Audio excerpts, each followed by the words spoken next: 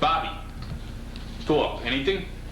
Yeah, Pat, I'm gonna need somebody to do my calendar for me. Well, what do you got on? Just give me a sec.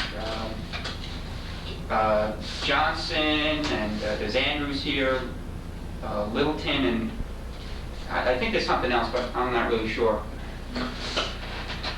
Well, where is the calendar? Well, I haven't pulled it, but I have the cases written down.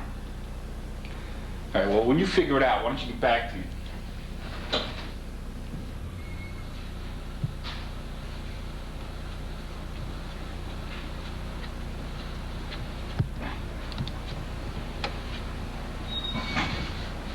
Good morning. Kent. Winnick, anything? Yeah, we've got Smith, Davis, and Jones, and Connie's on trial. Name of the defendant? Campbell Kukowski. Who? Campbell Kukowski. Spell it. That's K-A-M-E-Z K-O-W-W-S-K-I-E-Z. Again. K-A-M-E-Z-O-W-W-S-K-E-Y. Oh, you better make that a 2-day trial. John Ritter? No, he's not in. He'll be back on Monday. I don't have... Edith, do you have that memo on the automobile stop that I gave you? Well, yeah, but I had to make a few changes. What changes? Well, look, see, you misconstrued the entire Ross and Belton line of cases. In Ross, the Supreme Court held that the scope of the search is defined by the object of the search and the places in which there is probable cause to believe that it may be found. You know what I mean? See, now the Court of Appeals has adapted a narrower automobile exception to the New York State Constitution, and that's Belton too.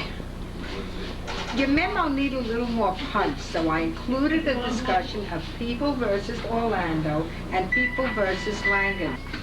Well, Edith, is it typed? Oh, sure, here it is. Thank you. Good afternoon, ladies and gentlemen. My name is Kevin Gray, and this is a continuation of case number 6 on your calendar, the People of the State of New York versus Sandwich.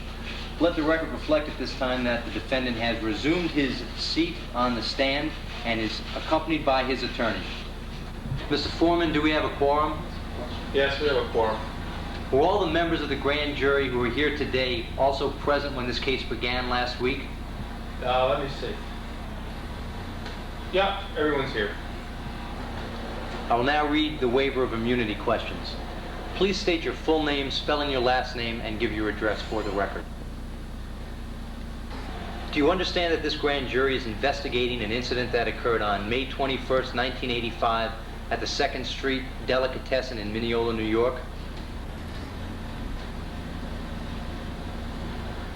Do you understand that you are a possible target of the investigation and that the crimes for which you are being investigated include criminal impersonation? Do you also understand that you have the right to talk to a lawyer or a butcher before giving any evidence or before signing a waiver of immunity? Mr. Sandwich, please tell the jury your statement of the events that occurred on May 21st, 1985 at the 2nd Street Delicatessen in Mineola. At any time you wish, you may speak to your attorney.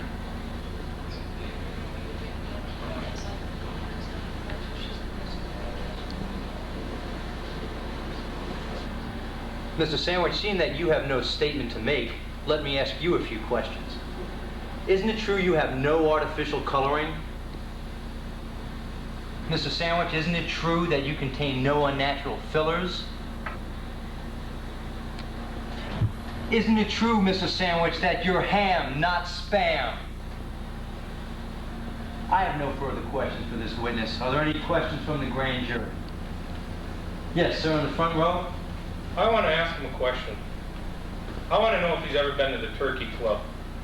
On the record, grand jury not to consider that foul question. Yes, ma'am, in the red dress.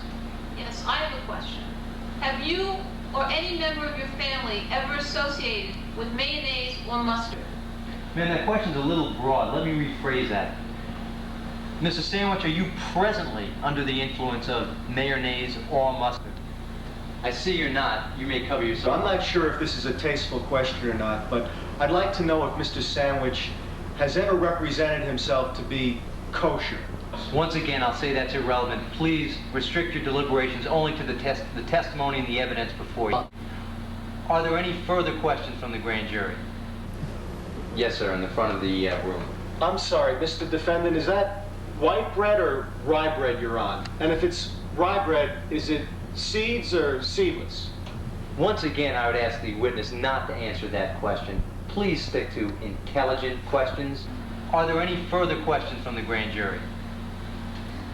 Seeing that there are no further questions, Mr. Sandwich, you're excused with the thanks of the grand jury.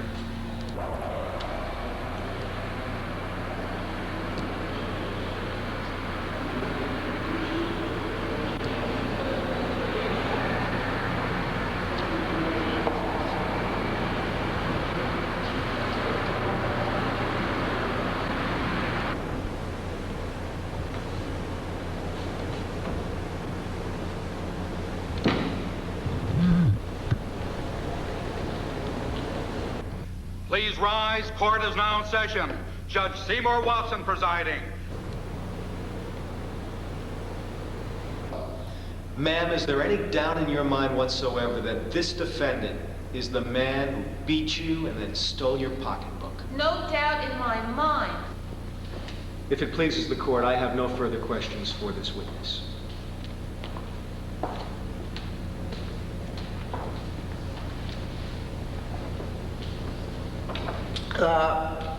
Mrs. Jones,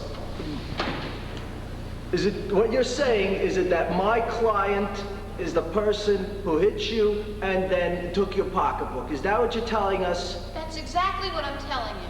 Well, could it have been somebody who maybe looked like my client and not necessarily my client per se? It was definitely your client. Well, Mrs. Jones, isn't it a fact that you've been convicted of many crimes in the past which may affect adversely upon your credibility here as a witness? Objection, Your Honor, that's outrageous. Isn't it a fact that you were convicted of petty larceny in 1972? Objection, Your Isn't it Honor. a fact you were convicted of prostitution in 1963 when you were only 14 years Your old? Honor, this is outrageous. Counsel has no good faith basis for asking any of Your these Honor, questions. I got plenty of good faith basis. And I object to that, Your Honor. I'm just checking out whether this witness is credible because my client's life is depending on If you her. cannot resist disrupting the court, I order the marshal to bind and gag. Look, Your Honor, I will withdraw this line of questioning, but I would ask, it's okay, will you just,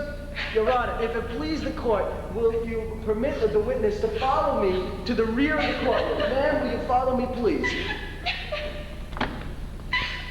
Objection, he's leading the witness.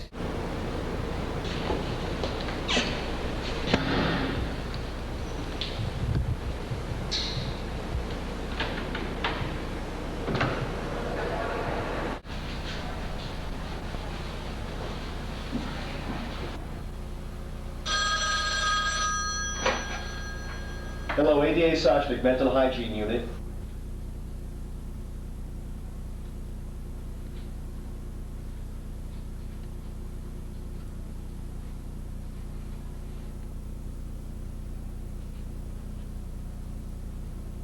Well, who are you?